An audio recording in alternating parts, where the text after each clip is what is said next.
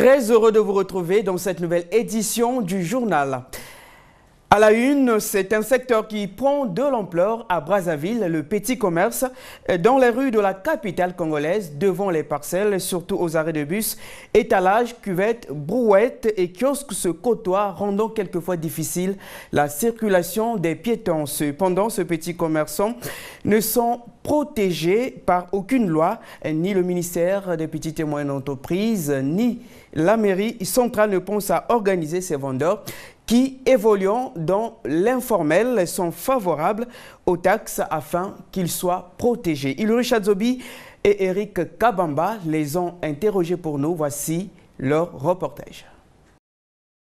Je me débrouille afin de lutter contre la disette. Voilà la phrase souvent employée par ces petits vendeurs qui passent les journées entières devant leurs lieux de commerce respectifs. Reconnus ni par le ministère en charge du secteur informel, ni par la mairie de Brazzaville, ces petits commerçants qui pourtant occupent l'espace public sont favorables à une éventuelle taxe à payer pourvu que la mairie prenne l'initiative. C'est une manière acceptable, vu qu'il y a des boutiques, qui paient les impôts, donc c'est tout à fait normal.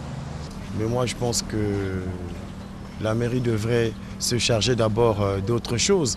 Ils ont plein de tâches à accomplir. L'assainissement de la ville, il y a tout plein de choses quoi. Au lieu d'emmerder d'abord ceux qui sont dans la rue, les jeunes sans emploi, qui se débrouillent. Normalement, nous sommes tous accueillants dans toute décision qui puisse aller dans le sens de nous régulariser, de nous rendre encore plus professionnels, de rendre notre domaine plus formel. Être protégé par les autorités publiques, c'est ni plus ni moins le désir de ces vendeurs qui subissent souvent les menaces de la police. Mais dans une période marquée par la crise financière, ce petit vendeur qui se dit prêt à verser un peu de son bénéfice à la mairie émet une idée en deux volets. Que le taux ne soit pas très fort, puisque maintenant les choses ne vont pas aussi très bien. Mais sinon, nous allons coopérer avec ce service de la mairie là. Et puis deuxièmement, c'est une question qui doit être étudiée avant de prendre de telles décisions. Friperies, pain, fruits ou divers, plusieurs objets étalés par ces vendeurs de rue forment leur source de revenus. Raison de plus qu'ils soient protégés contre toute éventualité. Lancement ce mardi à Brazzaville de la campagne de sensibilisation pour la formation qualifiante des jeunes vulnérables par le projet de développement des compétences pour l'employabilité. Objectif, assurer la formation, l'insertion professionnelle et l'appui de l'entrepreneuriat des jeunes vulnérables de 17 à 30 ans vivant à Brazzaville et Pointe-Noire. Jumela Bongo, Vivas Mambwana, Eric Kabamba.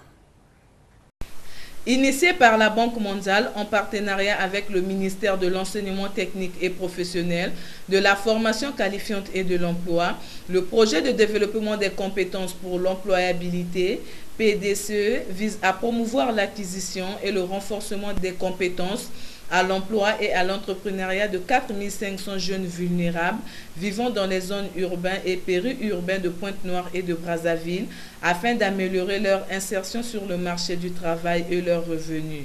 Ce projet, cofinancé par le gouvernement et la Banque mondiale, faut-il le rappeler, a pour objectif de promouvoir l'acquisition des compétences à l'emploi et à l'entrepreneuriat pour les jeunes vulnérables vivant en zone urbaine et périurbaine de Brazzaville et de Pointe-Noire, afin d'améliorer leur insertion sur le marché du travail et leurs revenus. Ils devraient bénéficier d'enrôler au moins 4500 jeunes vulnérables dans les deux grandes villes de notre pays, Brazzaville et Pointe-Noire et leurs périphéries. Lançant la campagne, le ministre de l'Enseignement technique et professionnel, de la formation qualifiante et de l'emploi, Nicéphore Fila Seteude, a indiqué que cette deuxième phase de formation doit être source de motivation des jeunes désœuvrés et déscolarisés. La campagne que j'ai l'honneur de lancer aujourd'hui doit être une véritable source de motivation auprès des jeunes pour apprendre d'une part, rien qu'apprendre d'autre part, afin de contribuer efficacement à l'œuvre de la construction et du développement du pays, ainsi qu'à son enrichissement et à son épanouissement. Lancé en 2014, le projet de développement des compétences pour l'employabilité a déjà formé 1500 jeunes.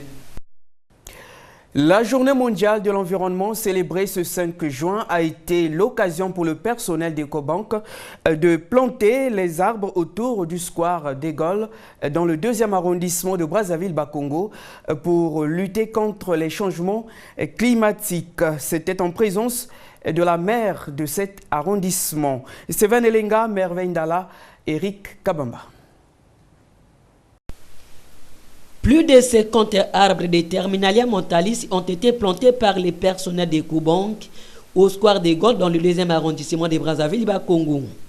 Ces plantings organisés à l'occasion de la célébration de la Journée mondiale de l'environnement est une manière pour ces agents d'adhérer à la politique mondiale de lutte contre les changements climatiques. Nous agissons ainsi dans l'intérêt de tous afin de nous assurer que nos enfants, nos petits-enfants, arrière-petits-enfants et toutes les générations futures puissent profiter des merveilles de notre belle planète.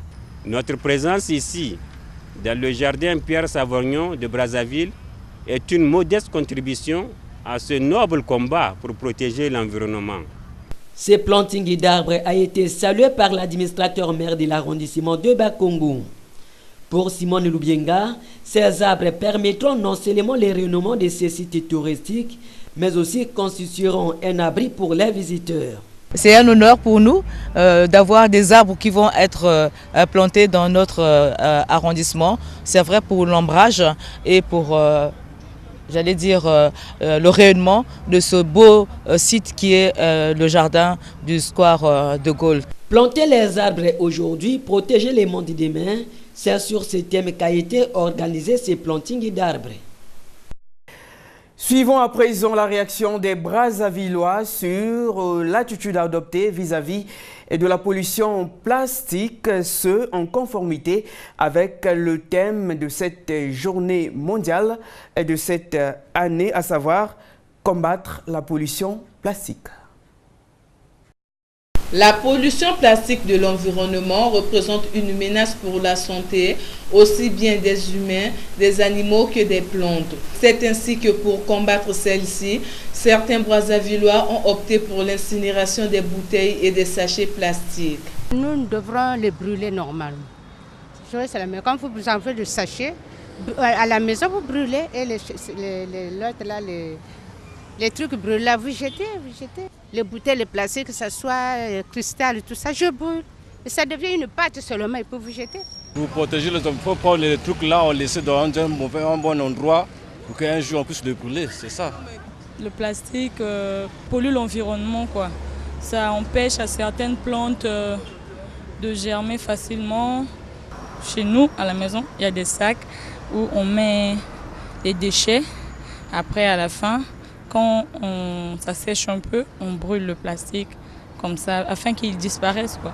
D'autres, à l'instar de cet homme, demandent au gouvernement de la République de renforcer le contrôle dans les frontières afin d'empêcher l'entrée des sacs en plastique sur le territoire congolais. Concernant les sachets, les plastiques dont vous nous parlez à tout moment là, moi je pense que nous, la population, on n'a rien à voir avec ça. L'État congolais, moi je pense que il connaît, il s'agit de quelle manière qu'il faut arrêter avec le problème des sachets et les bouteilles en plastique là. Ils connaissent d'où ça provient. Quitte à eux de prendre la décision s'il s'agit d'arrêter avec le problème des sachets, des plastiques en bouteilles. Au Congo-Brazzaville, depuis 2011, la loi interdit la production, l'importation et la commercialisation des sachets plastiques. Du côté du gouvernement de la République, il exhorte les Congolais à explorer ensemble des alternatives durables de pollution des sols, des cours d'eau, des océans et de l'air qui polluent l'environnement. C'est l'essentiel du message que la ministre du Tourisme et de l'Environnement a rendu public lundi à l'occasion de la célébration de cette journée mondiale de l'environnement. Suivez. Adoptée en 1972 à Stockholm en Suède, la Journée mondiale de l'environnement est une occasion pour les Nations Unies de sensibiliser la population mondiale sur les méfaits du changement climatique afin de susciter une véritable prise de conscience citoyenne en faveur de l'environnement. La Journée mondiale de l'environnement que nous célébrons aujourd'hui nous offre l'opportunité de comprendre que la protection de l'environnement est une responsabilité partagée entre tous. La richesse ou la prospérité des nations ne devrait pas se faire au détriment de notre bien commun qu'est la planète. L'humanité devrait donc repenser ses modes de production et de consommation de manière à favoriser les possibilités de survie de notre planète. Combattre la pollution, c'est sur ce thème que l'humanité célèbre cette année la Journée mondiale de l'environnement. Pour Arlette Soudan-Nouno, ce thème exhorte les gouvernements, les industries, les communautés et les individus à explorer ensemble les alternatives durables des pollutions des sols, des cours d'eau, des océans, des mers et de l'air, dégradant ainsi les paysages urbains et menaçant notre santé. La dissémination des déchets plastiques dans la nature réduit la perméabilité des sols et obstrue les conduits d'eau de ruissellement, notamment les égouts et les caniveaux, d'où les phénomènes d'inondation et de glissement de terrain.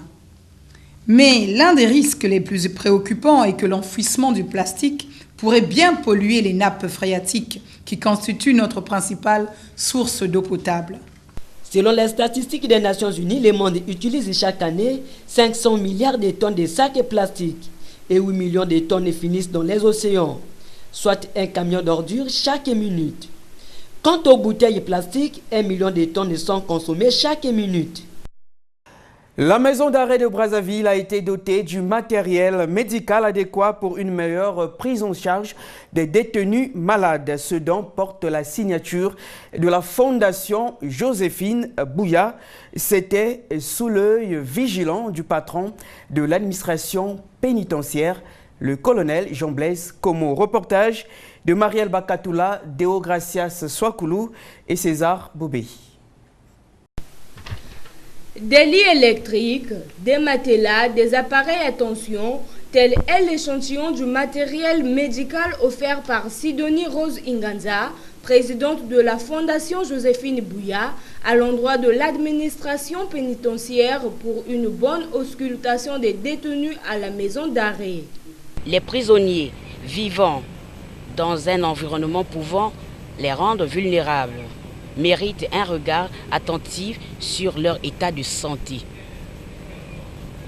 Ce regard ne doit pas être seulement celui du gouvernement, car les problèmes de santé sans complexe demandent la participation de tous.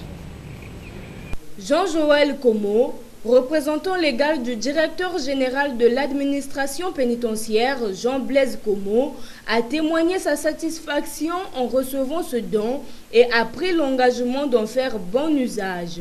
Je crois que c'est un matériel de qualité qu'on ne peut peut-être pas retrouver dans certains autres centres hospitaliers de la place. Mais je crois que la maison d'arrêt est très honorée, l'administration pénitentiaire est très honorée de ce que la Fondation Joséphine Bouya a fait au profit des détenus de la maison d'arrêt. Être incarcéré ou ne pas l'être, le droit à la santé reste le plus fondamental pour tout être humain, selon la constitution de l'OMS, Organisation mondiale de la santé.